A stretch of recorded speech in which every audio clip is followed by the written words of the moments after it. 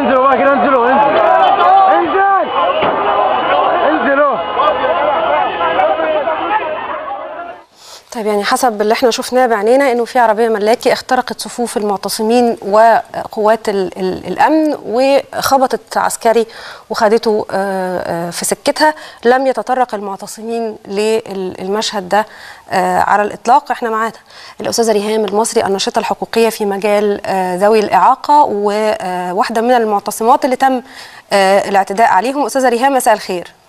مساء النور يا استاذه ريم، اهلا بيك. اهلا بحضرتك. اولا يعني المشهد اللي احنا شفناه دلوقتي ده بالتاكيد حصل قدام عينيكم.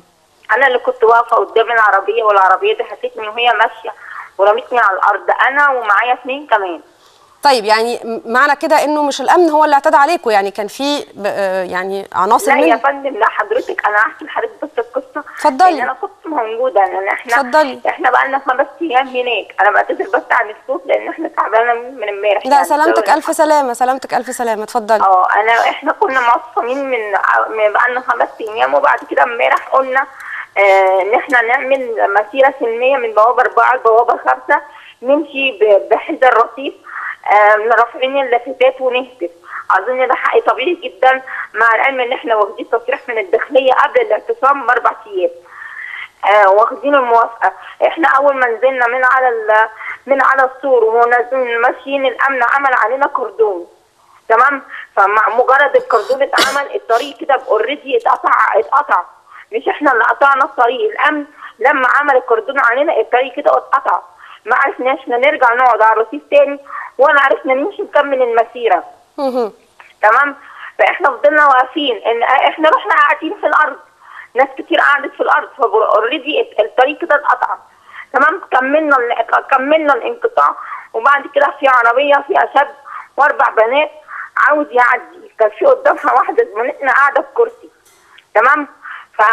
وانا كنت واقفه قدام العربيه، فراح الامن اللواء راح قال له ادخل. دخل فينا احنا، الكرسي كان واقف قدامه، هي الحمد لله ربنا نجاها. انا كنت واقفه، دخل فيا انا و2 كمان، واحد داس على رجله، والثانيه وقعت على ايديها، وانا وقعت على ظهري. طيب بس احنا كمان من تحت العجل بالعافيه. بعد كده جابوا لنا الاسعاف، هم اللي جابوا لنا الاسعاف يا استاذه ريم، وبعد كده ودونا الاسعاف. هم يعني قوات الامن ولا هم مين؟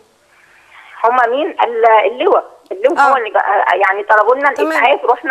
رحنا مستشفى منشية البكري، وفي ما يثبت هناك ان احنا رحنا، والاسعاف عربيه الاسعاف نفسها بتسجل اسمنا هناك.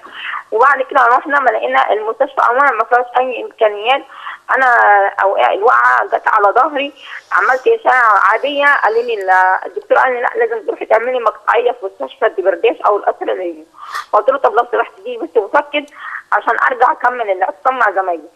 طيب استاذه ريهام، احنا بس اللي مش فاهمينه حاجه، انه ازاي يعني اللواء المسؤول عن المنطقه دي سمح للعربيه تعدي، وفي نفس الوقت اللي احنا شايفينه في الفيديو هو عسكري بيدهس، يعني نرجو ان هو يكون بخير وسلامه. هما بيقولوا ان العسكري مات، بس العسكري اعتقد ان هو نزل من العربيه وبقى مع الناس عادي. انا اعتقد ان هو طب احنا انا يعني يا جماعه لازم نطمن من وزاره الداخليه على مصير العسكري، لانه في النهايه يعني اتدهس بالعربيه قدام الكل. اتفضلي يا استاذه ريهام. تمام. وبعدين انا لما رجعت لزمايلي لقيتهم يقولوا لي احنا اتسحلنا واتضربنا على الارض. البنات المعاقين اتضربوا على الارض وداسوا عليهم بالجزم. داسوا عليهم بالجزم وضربوهم بالشوم. عندنا واحد ذوي اعاقه بعكازين كسروا له العكازات بتاعته، قاعد مش عارف يمشي، مش عارف يتحرك. دول قوات الامن. حضرتك دلوقتي بتتكلمي عن قوات الامن المركزي، قوات الامن المركزي الحرس بتوع القصر. ده بعد واقعة العربيه. بعد وقعة العربيه لما انا رجعت بقى تاني، لما رحت المستشفى ورحت راجعه تاني. طيب حكوا لي الكلام ده. طيب استاذه ريهام، انتوا خدتوا اي اجراءات قانونيه تجاه الاعتداءات اللي تمت عليكم، سواء من قبل قوات الامن او من قبل العربيه دي؟ يعني حد خد نمره العربيه؟ احنا حاليا قدمنا بلاغ ورحنا زمايلنا راحوا عشان يقدموا بلاغ، لقوا اللواء نفسه مقدم فينا بلاغ بالفيديوهات ان احنا بيتهمنا بتهمه قطع الطريق، وراح واخد بنت وولدين من عندنا امبارح بالليل ان هم تهمه قطع الطريق وحبس 3 سنين. تمام. احنا بعد كده في ناس حبس 3 سنين؟ ناس من المحامين طلعوهم. ما فيش حاجه اسمها حبس 3 سنين، في حاجه اسمها تهمه قطع الطريق، وكان بيهددنا والفيديوهات معانا. انتوا كده هتحبسوا 3 سنين. تهديد بالحبس 3 سنين. تمام. وبعد كده احنا حاليا اللي احنا عملناه الان ان احنا قدمنا بلاغ للنائب العام ضد رئيس الجمهوريه محمد مرسي والحرس الجمهوري الخاص به بتهمه التحريض والانتهاكات اللي تعرض ليها اشخاص ذوي اعاقه امام قصر الاتحاديه. طيب وانتوا ما زلتم؟ يعتبر ثالث مره نتضرب. طيب انتوا اتضربنا يوم الخميس واتضربنا الجمعه واتضربنا امبارح. طيب ما زلتم معتصمين؟ الاعتصام ما زال مفتوح لحد قرار جمهوري من رئيس الجمهوريه بتفعيل حقوق المعاقين، ومن اهمهم يا استاذه ريم، واحب اوضح لكل اشخاص ذوي اعاقه ان المعتصمين اللي قاعدين في الشارع هم رايهم واحد.